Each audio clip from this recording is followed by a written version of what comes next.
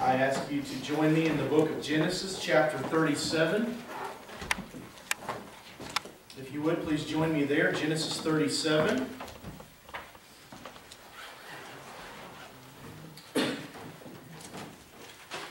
kind of doing a Speedy Gonzales look at the Old Testament, and we have gone from the beginning of the year all the way from Genesis 1 of creation, and now we come to Genesis 37. Literally, it's the last 1/4, the last quarter of the book of Genesis. I want to have a few messages on this because Genesis 37 to 50 is very unique in the book of Genesis and in the Bible. Now, what we're talking about is the God of Abraham, Isaac, and Jacob. God called Abraham out of paganism. God made him a promise. The son was born to him in Sarah, Isaac. God continued to make and reiterate that promise to Isaac. And Isaac had two sons, Jacob and Esau. And we're now going to be talking about Jacob's sons. Jacob was renamed Israel, which means he struggles or he strives with God. And I want you to think, first of all, before we get to the story, Abraham had two sons, right? Ishmael and Isaac. The firstborn, Ishmael, was not the son of the covenant. Ishmael is the father of the Arab peoples today. And so we now follow Isaac's line. If you could just picture it branching off. Abraham had two sons, Ishmael, Isaac. Now we're at Isaac. Isaac had two sons. The firstborn was named Esau. The secondborn was named Jacob. Once again, custom would tell us that the firstborn son gets the blessing and the inheritance, but that did not happen. Jacob grasped it out of Esau's territory. So Esau is a son to be left on his own this way, and the godly line perpetuates not through people who are godly, but people to whom the promise is given. So Abraham, Isaac, Jacob, and now something very interesting happens with Jacob's line. Jacob ends up having two wives and two maidservants, and Jacob is going to have 12 children. Think about that. Jacob's new name was Israel. Israel had 12 sons and a daughter. Here are the names of them in order. The first one was named Reuben. The second one, Simeon.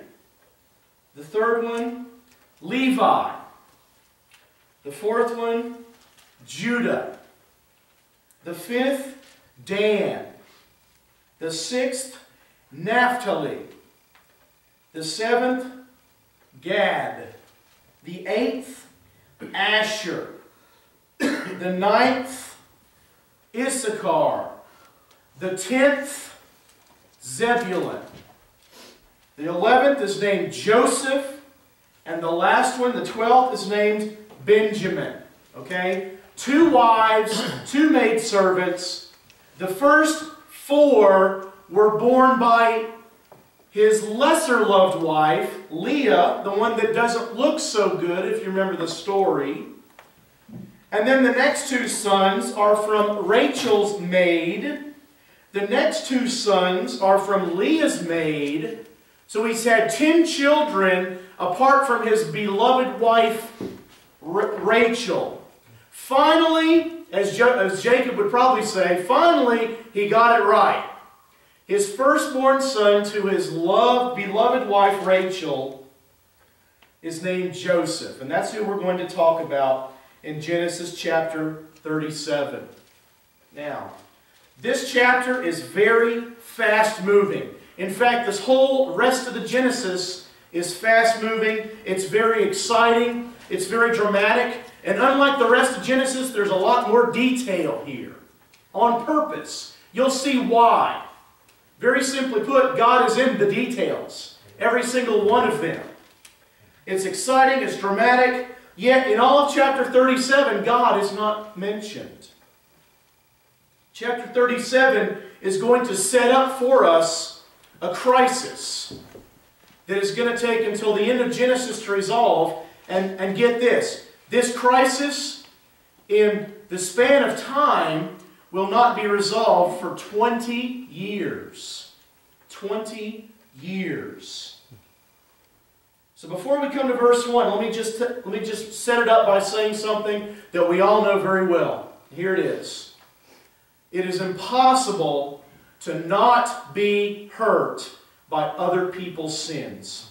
Amen? Amen. It is impossible to not be hurt by other people's sins. Even if you are a good, godly person that has grown in the knowledge of the grace of the Lord Jesus Christ, you're still going to have difficulty in life, even because of the sins of other people affecting you. That's right. So we need to know from the outset. This is something I was never taught as a young person. The Christian life is very difficult. But we have a God that is greater than all problems. Amen. Amen. He is greater than all things. This story is maybe my favorite story in the Bible. Genesis 37 to 50. It might be my favorite story. Perhaps because of the situation I found myself in over the last 5 or 6 years. I don't know. But I can definitely relate to little Joseph. Let's begin our story. 37 verse 1. Now Jacob lived in the land where his father had sojourned, in the land of Canaan. These are the records of the generations of Jacob. Joseph, when 17 years of age, was pasturing the flock with his brothers while he was still a youth, along with the sons of Bilhah and the sons of Zilpah, his father's wives. And Joseph brought back a bad report about them to their father. I'm going to take this in bits and pieces today because there's a lot to be set up in here. Joseph, okay, the 11th child of his father, the first child of his beloved wife. At this point of the story, he's 17 years old. Now think back to when you were 17 years old and the kind of things you thought about, the kind of things your mind was occupied with. So Joseph, 17 years old, is the beloved son of his father, the young one among all the older boys, who many of them already had families of their own. And it says that Joseph brought back a bad report about them to their father. Well, what does that say about him, first of all? 17 years old, bad report. What's the word? Tattletale. That's what he is. He's a spoiled little tattletale at this point, okay? Verse 3. Now Israel loved Joseph more than all his sons, because he was the son of his old age. And he made him a varicolored tunic. Verse 4 is very important, or verse 3 is very important to setting up why the rest of everything happened. Okay? He is getting special treatment by his dad, right? Parents aren't supposed to play favorites, but this one does. It often happens. Okay? So this first movement of the story, we see that Jacob decided to love, out of all his sons, Joseph the most. He was the son of his old age. Now wait a minute. Jacob, of all people, should have realized how dangerous it is to play favorites with children, right? Because Jacob and Esau, remember? Oh, yeah. The mother favored Jacob, the father favored Esau. So Jacob should have known better, but he did not. Joseph was the son of his old age, which means probably this. He's probably more like a grandchild to Jacob than a son. You think about it? He's probably more like a grandchild, and Jacob is now more like a grandfather. What does that mean? Well, he's probably nicer to Joseph. He's probably a little less strict to Joseph than he was with the first 10 mistakes, he made in parenting. I imagine him buying Joseph the biggest ice cream cone of all. And it even says in verse 3 that he made him a varicolored tunic. This could be translated a full-length robe. What it is was an ornamented robe. It was very elaborate. Unlike the plain white dress of the laborer in the ancient Near East, this was like a long flowing dress coat that would have not short sleeves, but long sleeves. It was very, very nice.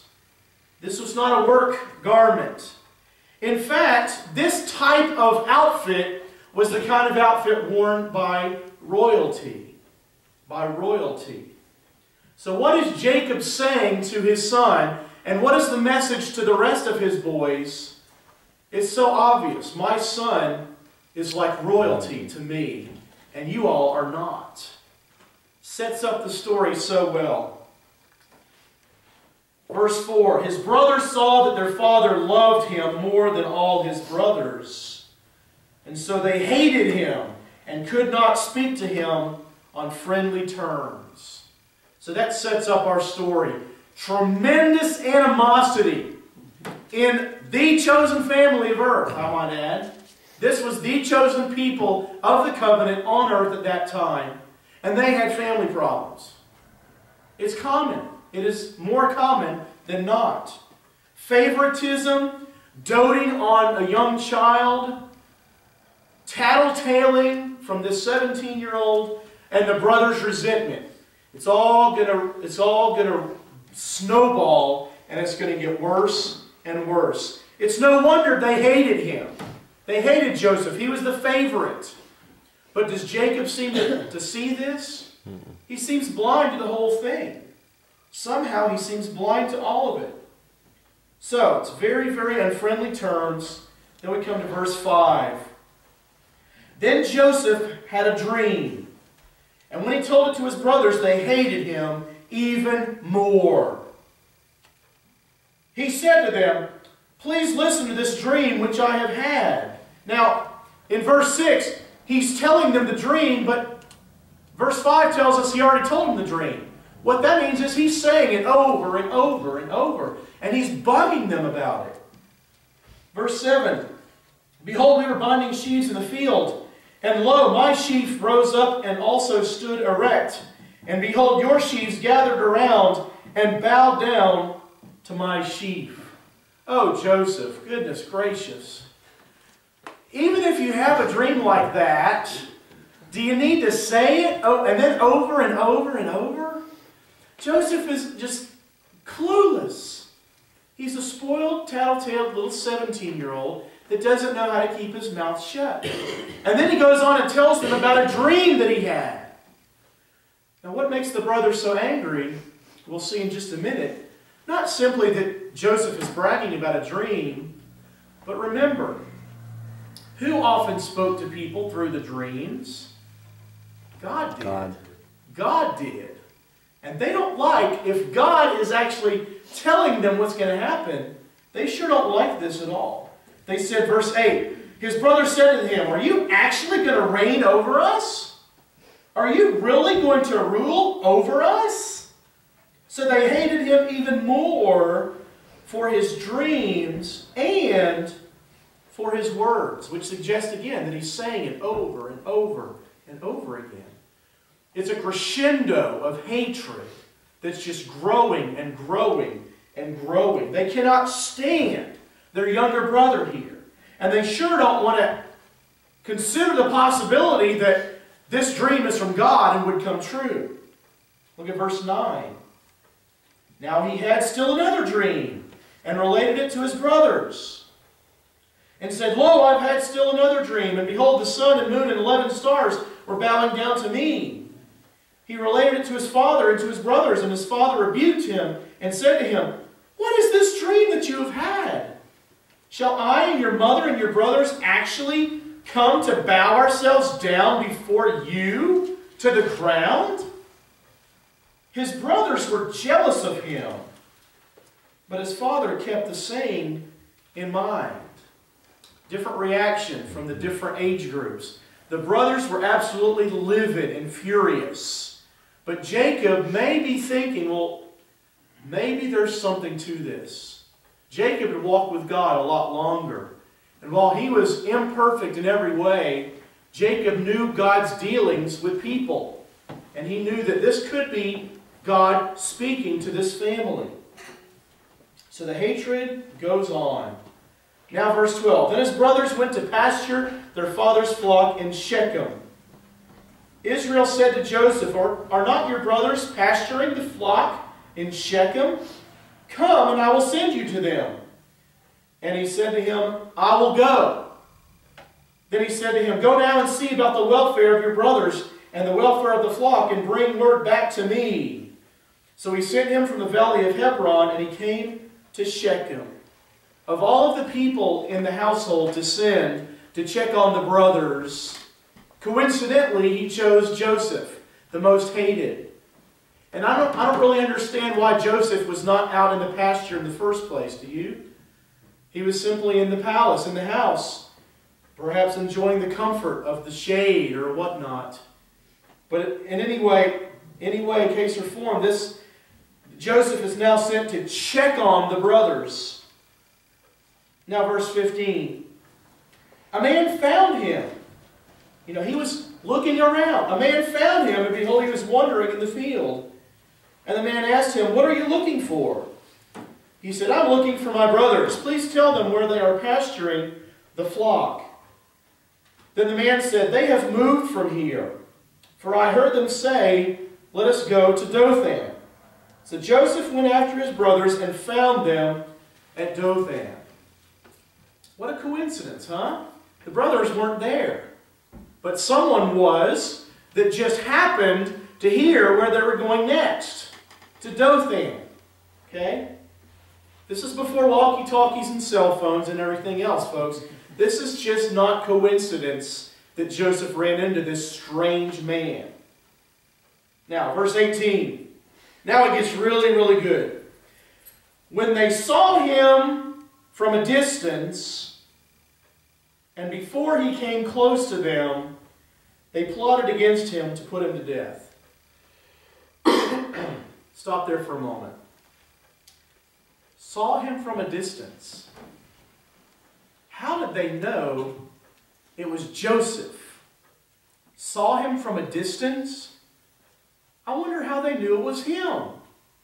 Nevertheless, before Joseph arrived, they were already plotting to kill him.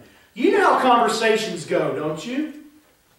One thing is mentioned about a certain somebody, and then, oh yeah, that really bugs me about such and such.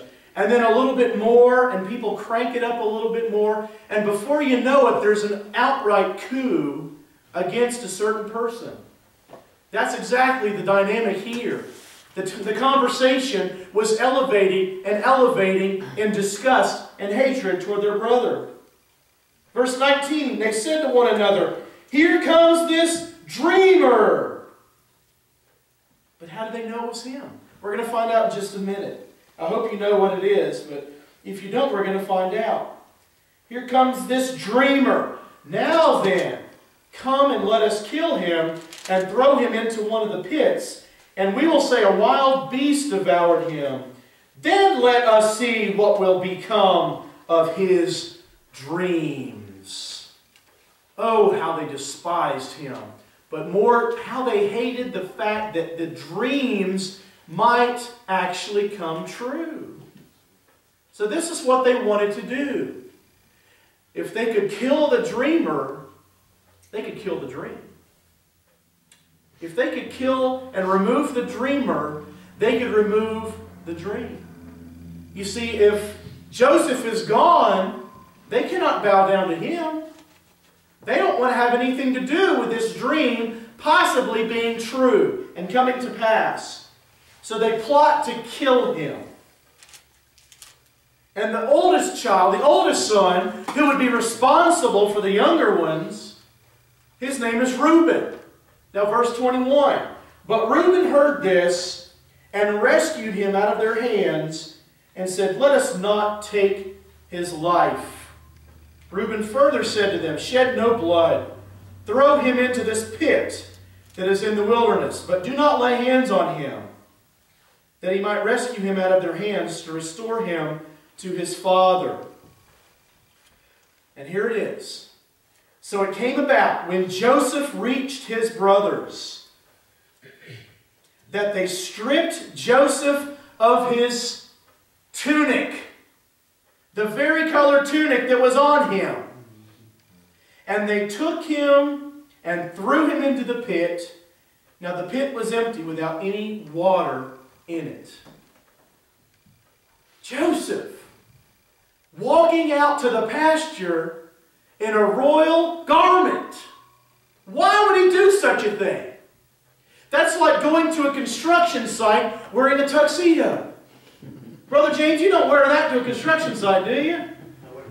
Or a suit? Now, if two people show up on the job site and one of them was wearing a short sleeve shirt and the other's wearing a suit, guess who's in charge? Guess who's going to be working too? This was totally out of character, totally unnecessary.